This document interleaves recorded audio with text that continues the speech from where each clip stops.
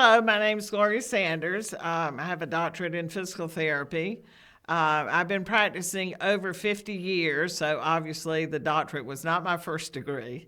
I also have both clinical and academic experience, and I am a retired lieutenant colonel from the Army.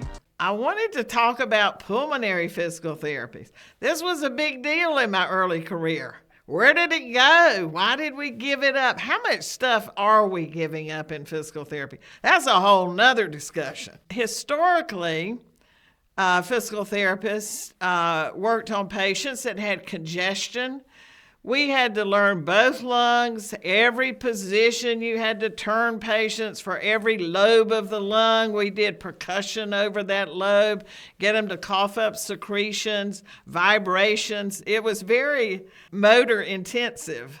I never, ever hear of any physical therapists doing pulmonary therapy now.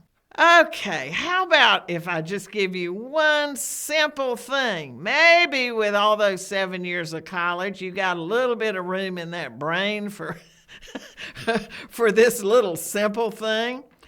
The diaphragm is a muscle.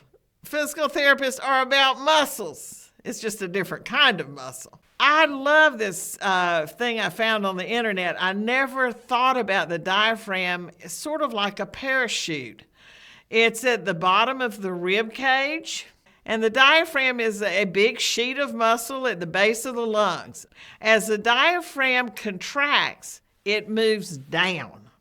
So it creates a negative pressure in the chest and draws air into the lungs. So as you can tell, this illustration on the right, the arrow shows the going down at the diaphragm and air coming into the lungs. Now, stay on this for a second. If the diaphragm comes down, then it increases. You're getting a negative pressure in the chest, but you're increasing the pressure in the abdomen. So if you're lying on your back breathing, when you take air into your lungs, your belly rises because the pressure is being increased in the abdomen. So this shows somebody lying on their back. We got a little wedge under the knees. So how do you strengthen a muscle? You give it resistance. If you're trying to increase the strength of the biceps, you give it resistance. Well, can we give resistance to the diaphragm? If the belly rises when we use the diaphragm, then let's give resistance to the belly rising. So all we have to do is place a weight on the belly between the rib cage and the pelvis. The person lies on their back and breathes. Now that's really hard. That takes a lot of thought. I gradually increase the weights. I start with probably 5 pounds on the belly. Do that for a week. They do it at home. The next week we go up maybe 10 pounds.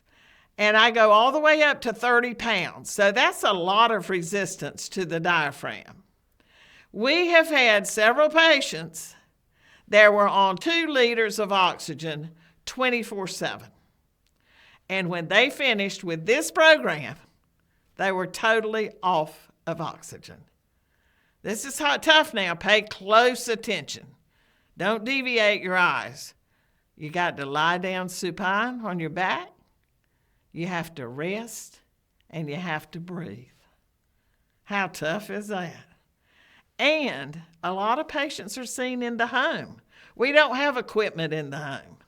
This is very easy to do as a home program. Thank you.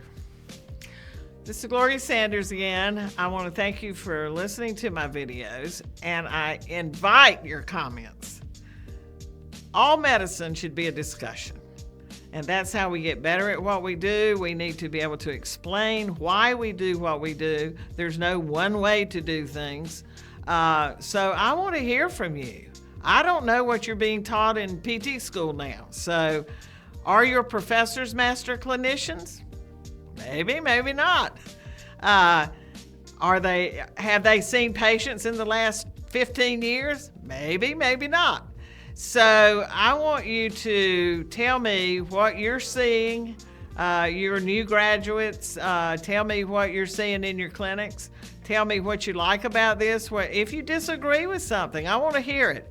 And I'll get back with you. I want a lot of comments, and if I get them, I'll do a video of just responding to comments, because I think medicine should be collaborative, and I think we need to share experiences, and I'm trying to do that with my experience, but I want to hear back from you. So subscribe, like, don't like, let me hear from you.